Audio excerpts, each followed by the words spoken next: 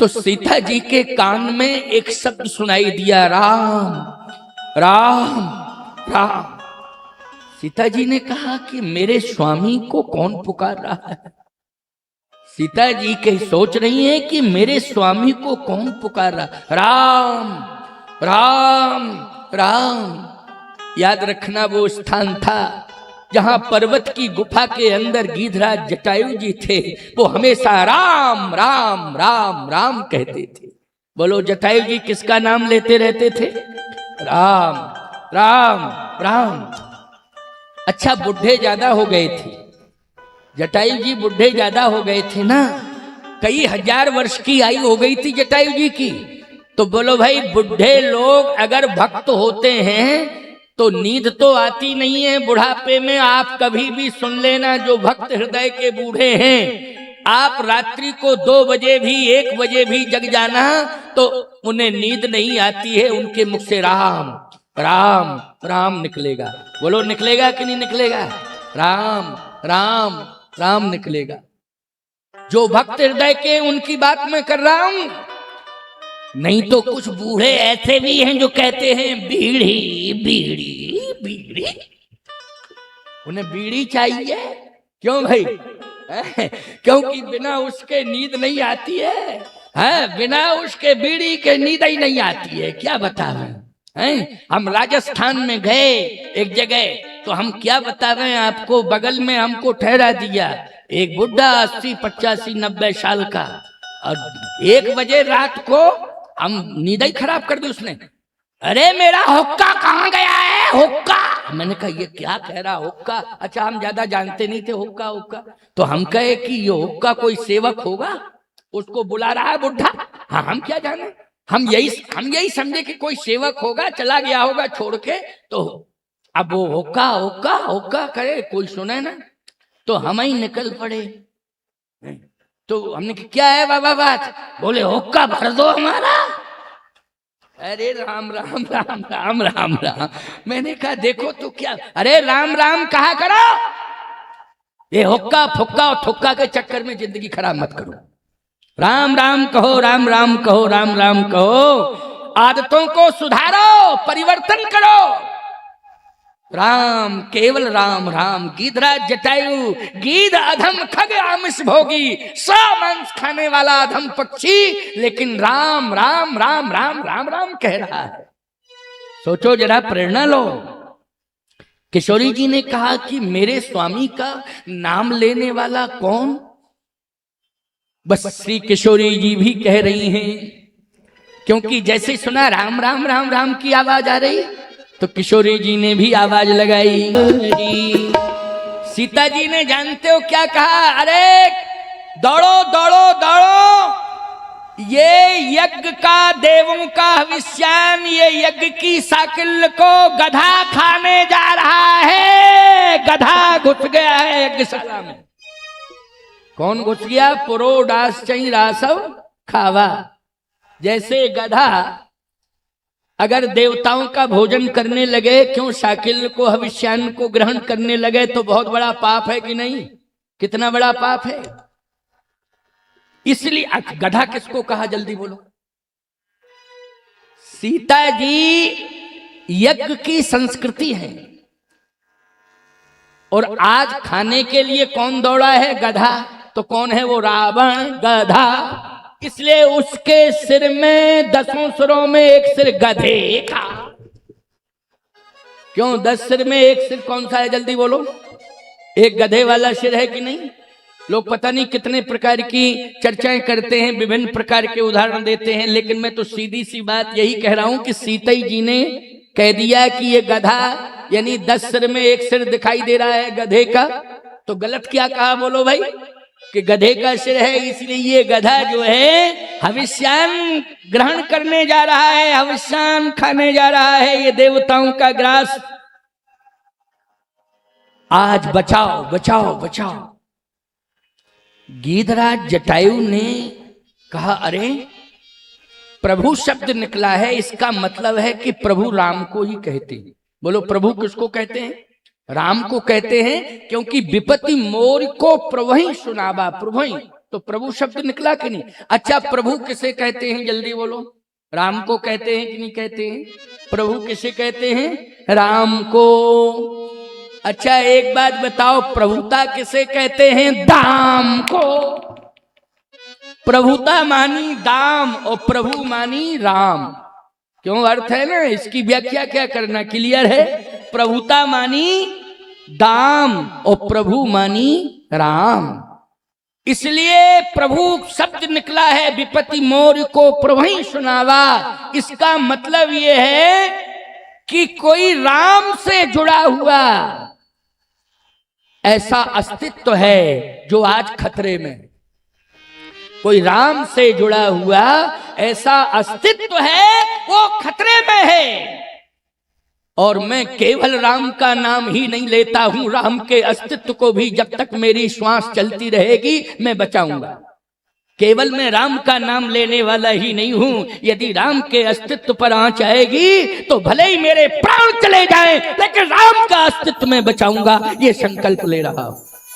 भले ही मेरे प्राण चले जाएं। देखो कितनी अच्छी सोच है, ताकत। अरे बुढ़ा है, लेकिन मैं एक बात कहता हूं कि ताकत और ताकत में भी संस्कार दिखाई दे रहे हैं। बोलो, देखें, ताकत में संस्कार दिखाई दे रहे हैं कि नहीं? कि मैं राम के अस्तित्व को बचाऊंगा भले ही मेरे प्राण चले जाएं, ये ताकत में, बोलो, दिखाई दे रहा है कि नहीं? क्या संस्कार दिखाई दे रहा है? यानी ये ताकत का प्रदर्शन नहीं है, ये तो दर्शन है। क्या है? दर्शन। और याद रखना, धर्म एक दर्शन है, धर्म प्रदर्शन नहीं होता है, धर्म तो दर्शन है। इसलिए उसने कहा कि जब तक मैं जिंदा हूं राम के अस्तित्व को खतरे में नहीं जाने दूंगा। लेकिन आजकल लोग, गीधराज जी तो राम के अस्तित्व में अपनी शक्ति का प्रदर्शन करेंगे और अपने आत्मा को समर्पित करेंगे, प्राण निछावर करेंगे। लेकिन आजकल तुम लोगों की आवाज सुनाई देती है और हाथ भी उठाते हो, लेकिन कहते क्या हो? ये नहीं कहते हो कि जो राष्ट्र का अस्तित्व मिटाएगा हम उसे मिटा देंगे, ये नहीं कहते। जो हमसे टकराएगा वाह बहादुरो, क्या तुम्हारी भाषा है, गजब। क्यों? हमसे टकराएगा चूर चूर हो जाएगा। अरे कम से कम रामायण पढ़ के समझ तो लो, बोलना सीख लो कैसे बोला जाता है, हैं? रामायण पढ़ के कम से कम बोलना ही सीख लो, बोलने का तरीका तुम्हें रामायण सिखाएगी। हैं? इतना दूध पी गए हो भैंस का तुम, हैं? कि बुद्धि भी भैंसा ही जैसी हो गई है, हैं? जो हमसे टकराएगा चूर चूर हो जाएगा। नहीं, जो श्री राम के अस्तित्व को मिटाएगा, गीधराज जी ने कहा कि मैं उसके अस्तित्व को मिटा दूंगा, ये मैं प्रतिज्ञा करता। इसलिए कहा, सीते पुत्री करसी जन त्रासा,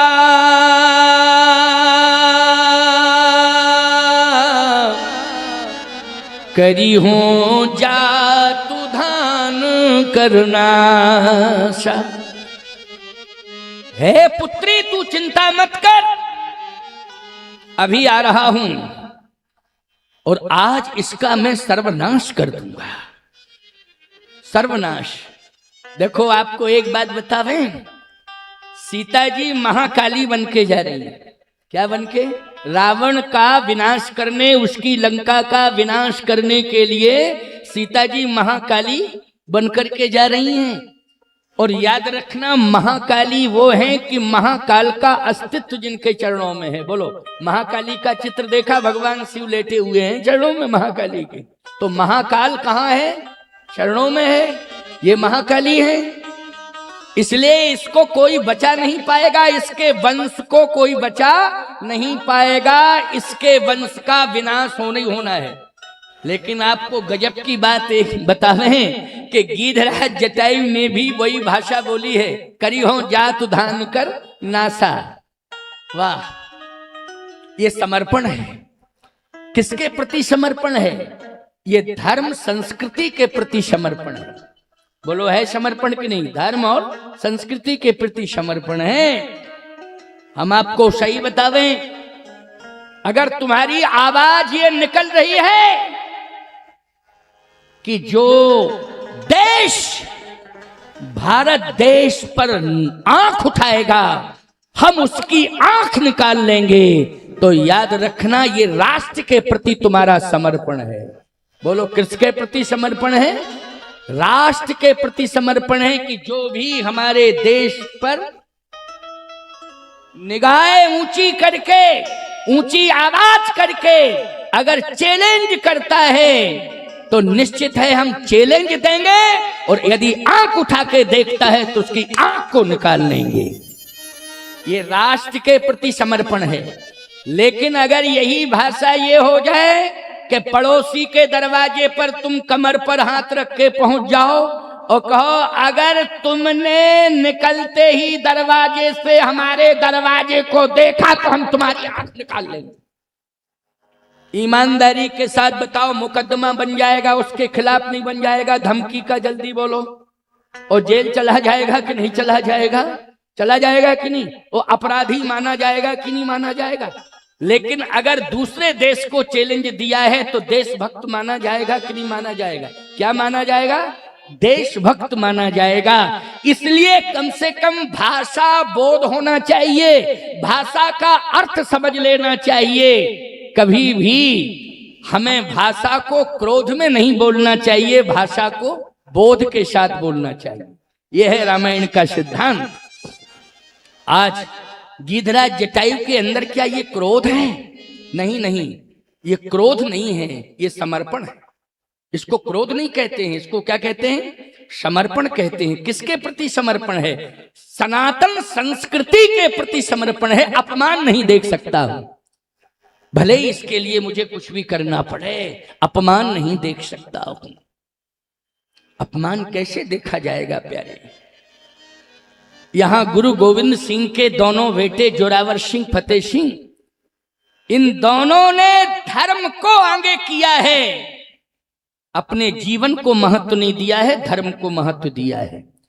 और 7 वर्ष का बालक दूसरा 9 वर्ष का बालक अबोध होता है, लेकिन बड़े बड़े क्रांतिकारियों की जिह्वा पर वो बोध नहीं आया जो 7 वर्ष का बालक और 9 वर्ष का बालक बोल रहा है।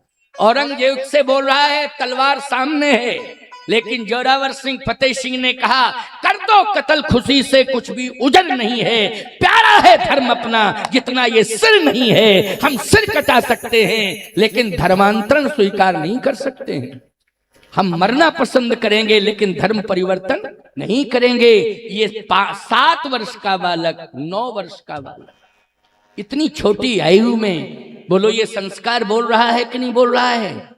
ये कलिकाल का एक बालक बोल रहा है और रामचरितमानस का बूढ़ा बोल रहा है।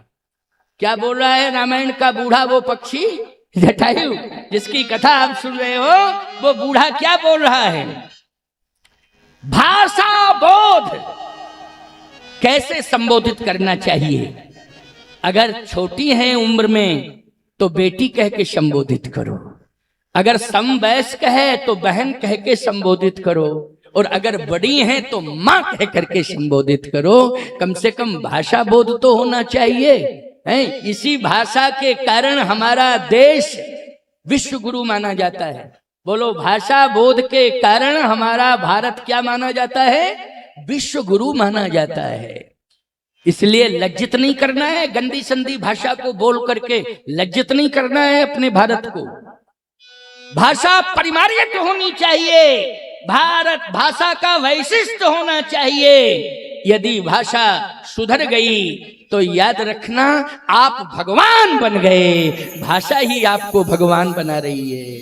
बोलो भाषा क्या बना रही है? भगवान बना रही है।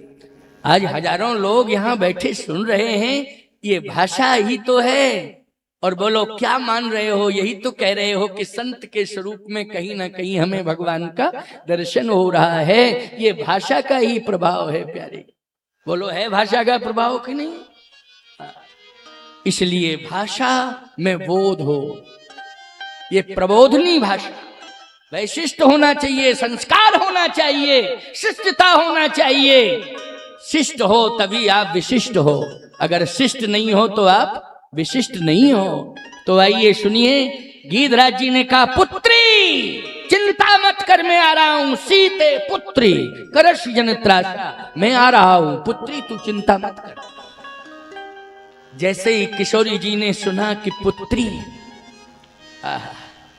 रावण क्या कह रहा था देखो, जिसे लोग विद्वान कहते, मैं कहता हूं बड़ा मूर्ख है, वो यही कह रहा था कि मैं तुम्हें पत्नी बनाऊंगा।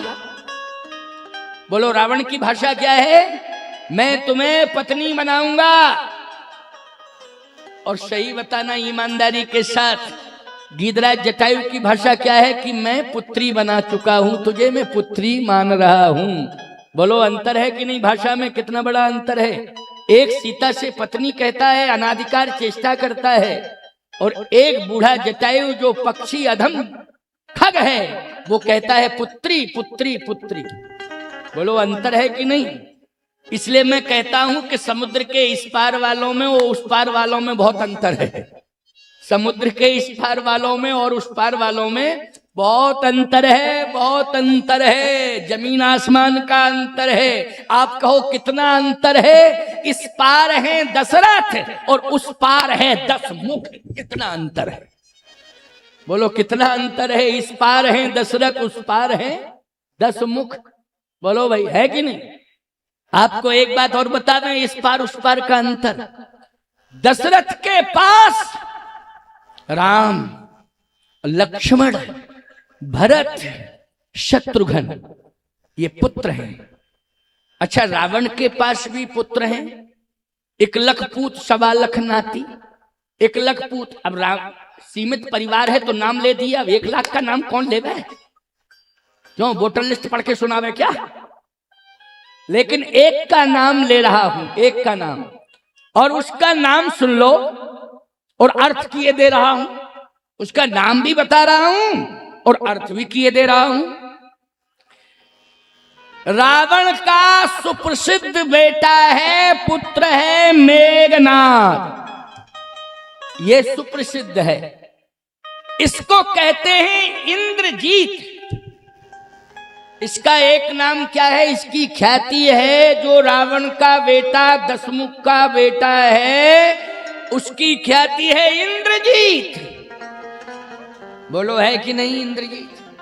लेकिन याद रखना, रावण का बेटा इंद्रजीत है, 10 मुख का बेटा इंद्रजीत है, और दशरथ का बेटा राम इंद्रिय जीत है। बोलो कितना अंतर है इस पार का उस पार का? इस पार रहता है भारत में इंद्रिय जीत, और समुद्र के उस पार रहता है इंद्रजीत। अब बताओ, इंद्रिय जीत बड़ा है कि इंद्रजीत बड़ा है? जल्दी बोलो। इंद्रिय जीत बड़ा है, जिसने इंद्रियों पर नियंत्रण कर लिया हो। बोलो, जहां राम तहां काम नहीं, जहां राम है वहां काम तो रह ही नहीं सकता है। समझ रहे हो कि नहीं? वहां काम रह ही नहीं सकता है। बोलो कितना अंतर बताया, डिफरेंस बता दिया कि नहीं बता दिया है? अब सुनते जाइए, बहुत अच्छी बात बताने जा रहा हूं। गीधराज जटायु ने पुत्री कह करके संबोधित किया और कहा, मैं आ रहा हूं, चिंता मत कर बेटी। बेटी शब्द सुना, पुत्री शब्द सुना तो सीता जी को परितोष मिला। अरे ये आवाज जनकपुर से तो नहीं आई है, ये आवाज तो जंगल से आ रही है। क्यों? पिता कहां रहता है? जनकपुर में। लेकिन आवाज जनकपुर की नहीं थी, आवाज कहां की थी? जंगल की थी। बोलो थी जंगल की? अच्छा, जनक की आवाज नहीं थी, जटायु की आवाज थी। है? मानव जाति की आवाज नहीं थी, पक्षी जाति की आवाज थी। बोलो थी कि नहीं थी? और उसमें भी अधम पक्षी गीध, उसकी आवाज थी। धन्य है सीते पुत्री, सीते पुत्री करस जन त्रासा, सीते पुत्री करसी जनित्रासा करी हो जा तू धान करना। मैं आ रहा हूं। और जैसे गीधराज जी थोड़ा सा आगे बढ़े, मैं आ रहा हूं, आ रहा हूं, आ रहा हूं, आ रहा हूं, तो जितने पक्षी थे वो कहने लगे मत जाओ, मत जाओ, मत जाओ। क्यों? मैं देख करके आया हूं रावण के पास बहुत हथियार हैं, तुम क्या करोगे? तुम्हारे पास कोई हथियार नहीं है, मत जाओ, मत जाओ, मत जाओ। गीधराज जी बोले तुम कौन हो?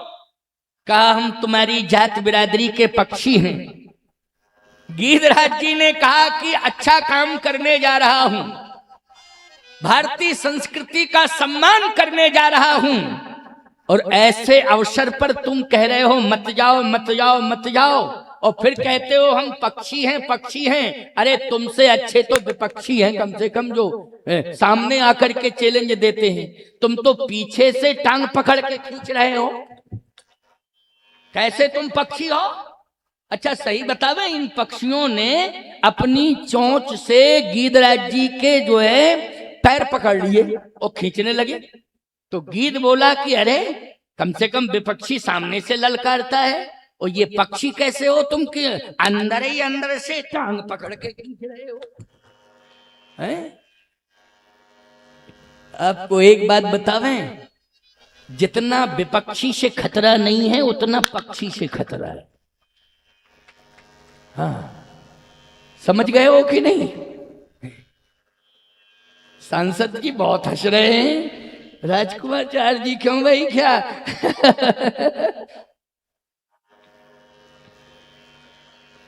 सावधान, कान खोल करके मेरी बात सुन लो। मैं तो रामायण की कथा कह रहा हूं, मैं व्यक्तिगत रूप से नहीं, रामायण की कथा कह रहा हूं। वो तो मैंने देखा सांसद जी को तो मुस्कुरा रहे थे, तो मैंने कहा निश्चित है कोई कारण होगा।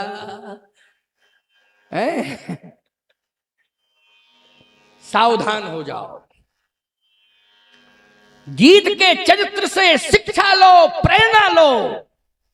गीधराज जी ने एक बात कही पक्षियों से कि देखो ये शरीर नाशवान है, एक दिन जाएगा, इसे कोई रोक नहीं सकता है, लेकिन मेरे पास देने के लिए, क्योंकि मरने वाले को मरने के पहले दान करना चाहिए, लेकिन पक्षियों मेरे पास देने के लिए दान नहीं है, लेकिन मैं बलिदान तो कर ही सकता हूं। मेरे पास शरीर है इसलिए मैं इसे बलिदान कर सकता हूं। बोलो क्या? बलिदान। एक बात सुन लो कान खोल करके, उदास मत हुआ करो। आप कहो महाराज ये तो बुजुर्गों के लिए आपने कह दिया, इसलिए बुढ़ापे की जिंदगी को भगवान के चरणों में ही समर्पित कर दो, यही बलिदानी मानी जाएगी। बोलो ये शरीर जो है परिवार को मत दो, ये भगवान के नाम को दे दो, यही तुम्हारी बलिदानी मानी जाएगी। बोलो यही त्याग माना जाएगा। नहीं, बुढ़ापे में भी त्याग नहीं कर पाता है व्यक्ति, बुढ़ापे में त्याग नहीं कर पाता है।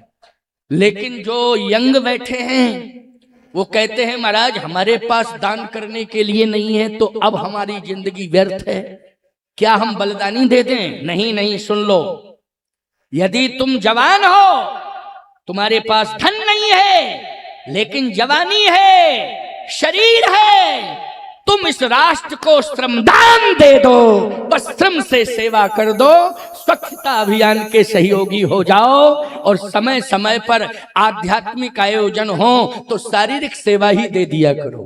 क्यों भाई? श्रमदान दे दिया करो, शारीरिक सेवा कर दिया करो। ये नहीं कि प्रसाद खा के पैकेट पॉलीथिन छोड़ के वो पड़ा है, झाड़ू लगती फिर रही है, और झाड़ू वालों को बुलाया जा रहा है तो वो पैसा ले रहे हैं। क्यों?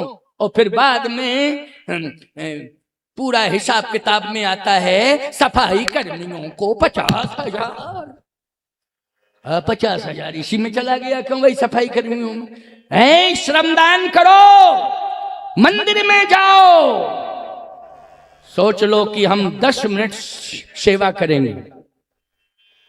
अरे हिंदुओं, गुरुद्वारे में जाकर के देखो, बड़े बड़े अमीर लोग बैठे हैं, जूता चप्पल की सेवा कर रहे हैं। वो लोग कर रहे हैं कि नहीं? किसकी सेवा कर रहे हैं? वो भी तो हमारे ही परिवार के भाई हैं, कोई अलग नहीं है, हमारे परिवार के भाई हैं वो। लेकिन कहीं ना कहीं उनके गुरु ग्रंथ ने यह शिक्षा दे रखी है, रोम रोम में वो शिक्षा प्रवेश कर गई है, इसलिए उस मर्यादा का वो पालन कर रहे हैं। लेकिन रामचरितमानस ग्रंथ की मर्यादा और शिक्षा तुम्हारे रोम रोम में क्यों नहीं जा रही है? यदि जा रही है तो सेवा से क्यों दूर हो रहे हो? इसलिए ये जिंदगी सेवा में समर्पित हो जावे। अगर हम जवान हैं, ताकत है, तो श्रमदान तो कर ही ले कम से कम। और भगवान ने दिया है तो दान भी करें, दान भी करें, भगवान ने दिया है। और नहीं, अगर तुम्हें अभाव लगता है तो शरीर तो दिया है, श्रमदान अवश्य ही करना चाहिए। और आपको बतावें, जीवन में गीध ने एक बात और कही, बहुत अच्छी बात है, ये प्रेरणादायी बात है, इसको सुन लो। गीधराज जी ने कहा, हटो, यदि तुम व्यवधान बन रहे हो, अच्छे कार्य में बाधा खड़ी कर रहे हो, तो हट जाओ, मुझे जरूरत नहीं है। क्योंकि तुम भले ही मेरी जाति के हो, लेकिन हमें ऐसा वर्गवाद, क्षेत्रवाद, जातिवाद नहीं चाहिए जिससे धर्म और राष्ट्र संकट में पड़ जाए। हम वो स्वीकार नहीं करेंगे। हमें राष्ट्र की गरिमा देखनी है। हमें जाति तो हमारा, जब राष्ट्र बचेगा तो जाति बचेगी हमारी। बोलो भाई, राष्ट्र बचेगा तो हमारी जाति बचेगी, राष्ट्र बचेगा तो हमारा घर बचेगा, राष्ट्र बचेगा तो हमारे बच्चे, संतान, परिवार सब बचेंगे। और राष्ट्र ही नहीं बचा तो कुछ भी नहीं बचेगा।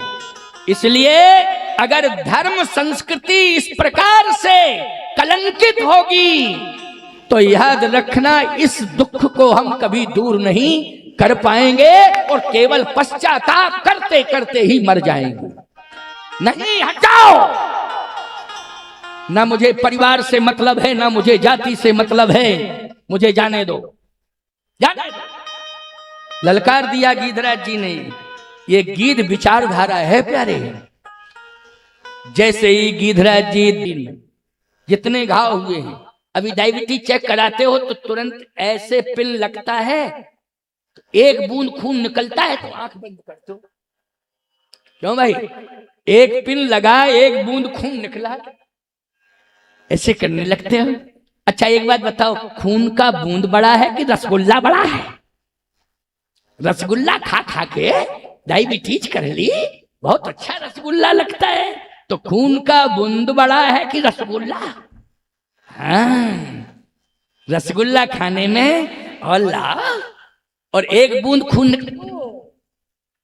ऐसे करने लगे हो, नाक मुंह सकोड़ने लगे हो। सावधान, इतने प्रहार हुए हैं रावण के शरीर पर कि खून की नदियां बह रही हैं रोम रोम से। बेहोश हो गया। कैलाश पर्वत को उठाने वाली ताकत कहां चली गई? कहां चली गई वो ताकत? कौतुक ही कैलाश पुन लीन सजाए उठाए, उस ताकत का पता ही नहीं चल रहा कहां चली गई ताकत। एक बात आपको बताऊं, ना भुजाओं की बड़ी ताकत होती है, ना धन की बड़ी ताकत होती है। अगर सबसे बड़ी ताकत है तो चरित्र की ताकत होती है। इसलिए चरित्रवान से बड़ा कोई शक्तिशाली नहीं होता है। इसलिए सबसे बड़ा शक्तिशाली यदि कोई है तो वो चरित्रवान है। ये चरित्र की सबसे बड़ी ताकत है। तो गीधराज जी के पास किसकी ताकत है? कैरेक्टर, चरित्र, ये ताकत है। चरित्रवान सबसे बड़ा होता है, सबसे बड़ी ताकत होती है। जिले में कोई कलेक्टर आ जाता है, कहते थे सबसे बड़ी ताकत है जिले की। क्यों कलेक्टर? अरे मैं कहता हूं कलेक्टर बड़ा नहीं है, कैरेक्टर बड़ा है। क्यों भाई? कौन बड़ा? कितने कलेक्टर हैं जो जेल की सलाखों के अंदर भ्रष्टाचार में फंसे हैं? क्यों भाई? जेल की सलाखों के अंदर रह रहे हैं, जेल की रोटियां खा रहे हैं, किसमें? भ्रष्टाचार में चले गए। इसका मतलब है कलेक्टर बन गए, कैरेक्टर बिल्कुल नहीं था। कैरेक्टर ये सबसे बड़ी ताकत है। इससे बड़ी ताकत दूसरी हो नहीं सकती है। इसलिए चरित्रवान बनो, चरित्र को सुधारो, संभालो, ये सबसे बड़ी पूंजी है। याद रखना, इसे कोई लुटेरा लूट नहीं पाएगा। है? आज बेहोश होके गिर गया। गिद्ध ने कहा, रावण आज तुम बेहोश हो, लेकिन यदि कोई हमदर्द देख रहा हो तो परिणाम की चेतावनी मिल गई है कि आगे क्या भयावह परिणाम मिलेंगे, देखने को मिलेंगे। ये चेतावनी है। ये क्या है? चेतावनी है। ये भयावह परिणाम। अब जितने पक्षी थे सब उड़ गए थे, लेकिन देखा कि गीधराज जी ने अकेले ही रावण को बेहोश कर दिया, खून की नदियां बह रही, तो वो सब पक्षी आके गीध के पास आसपास उड़ने लगे। वो कहने लगे, गीधराज संघर्ष करो, हम तुम्हारे साथ। क्यों भाई? जब उन्होंने रिजल्ट देख लिया कि सकारात्मक आ रहा है, तो फिर बस मोड़ आ गया, परिवर्तन हो गया। ये अवसरवादी हैं, याद रखना। ये कौन है? अवसरवादी हैं। अवसरवादियों से सावधान रहना चाहिए। निष्ठावान बनो, आदर्शवादी बनो, अवसरवादी नहीं बनना है।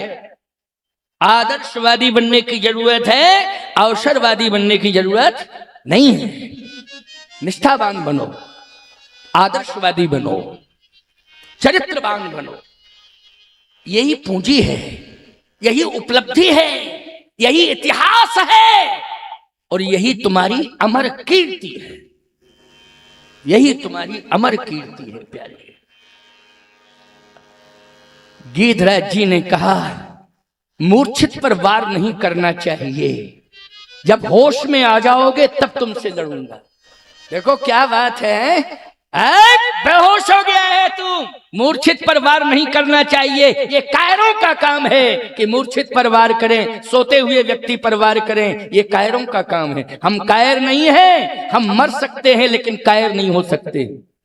जब होश में आएगा तब लड़ूंगा, तुझे सबक सिखाऊंगा। बोलो, ये वीरता है कि नहीं? यही कैरेक्टर है, यही चरित्र है कि नहीं? और रावण का कैरेक्टर कितना गिरा हुआ है। जैसे ही होश में आया तो ऐसा नीच निकृष्ट कैरेक्टर है ही नहीं उसके पास। तब सक्रोध निश्चर खिसियाना, और काटिसि परम कराल कृपाणा। काटिसि पंख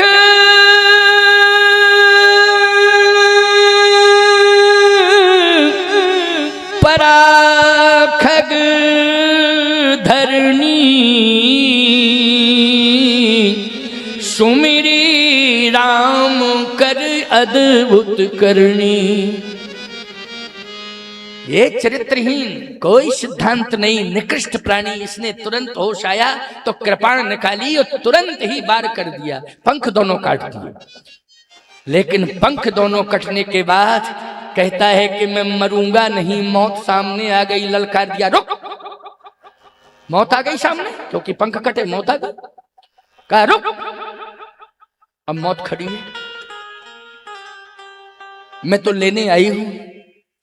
मैं डरता नहीं हूं मौत से, लेकिन जब तक मैं प्रभु राम का दर्शन नहीं कर लूंगा तब तक तू मुझे छू नहीं सकती है। इसको कहते हैं इच्छा मृत्यु। बोलो भाई, बोलो। वरदान नहीं मिला है, लेकिन जो चरित्रवान होता है उससे हर प्रकार के वरदान अपने आप मिल जाते हैं। हर प्रकार के वरदानों का फल मिल जाता है। याद रखना, ये वरदान पाने से क्या होता है? अपने आप ही वरदान मिलते रहते हैं। जो चरित्रवान होते हैं उनको प्रयास नहीं करना पड़ता है, उनका कैरेक्टर ही वरदानों की झड़ी लगा देता है। बोलो, लगा देता है कि नहीं? इसलिए गीधराज जी ने कहा, जब तक प्रभु राम का दर्शन नहीं कर लूंगा। तो राम का दर्शन किसी लालच में कर रहे हो? बोले नहीं, श्री राम को बस एक संदेश देना है। क्या? सीता ने वचन लिया था मुझसे कि विपत्ति मोर को प्रभु सुनावा, मेरी विपत्ति को सुनाने वाला कोई है कि मेरे स्वामी राम तक सुना दे।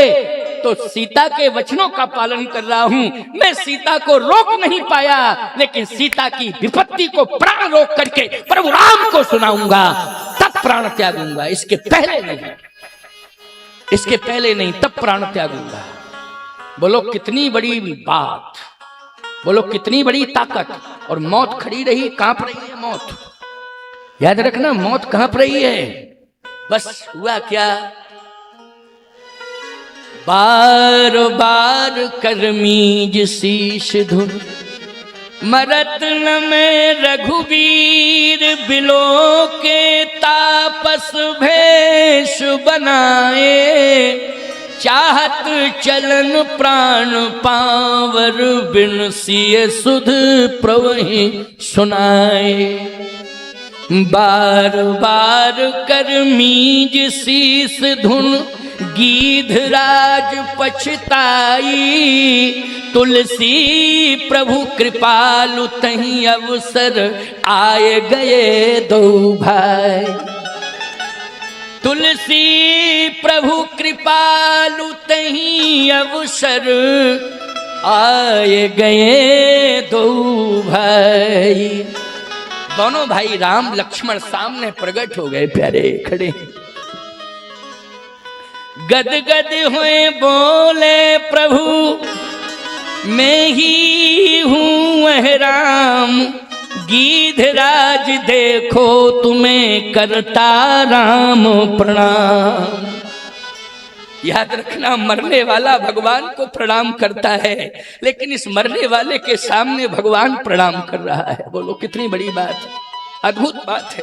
जो मरते हैं वो राम को ही प्रणाम नहीं करते हैं, मोहल्ला वालों को भी प्रणाम करते, भैया कोई गलती हो गई हो तो क्षमा करना, अब तो हम जा रहे हैं, कोई भूल चूक हो गई हो तो माफ करना। लेकिन आज गीध ऐसा मर रहा है कि राम स्वयं आके प्रणाम कर रहे हैं। यह है चरित्र का प्रमाण पत्र। किसका प्रमाण पत्र है ये चरित्र का प्रमाण पत्र है।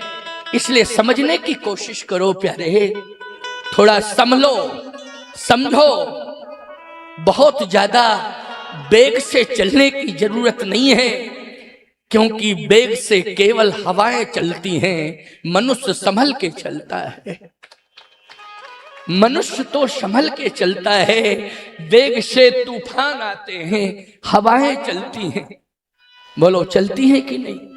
लेकिन मनुष्य तो संभल के चलता है। हवा को चैलेंज मत दो, हवा से नहीं टकराना चाहिए, हवा की शरीकत नहीं करनी चाहिए। हवा से तो यही अपेक्षा करनी चाहिए कि हर श्वास के साथ हवा जुड़ी रहे, बस इससे बड़ा सहयोग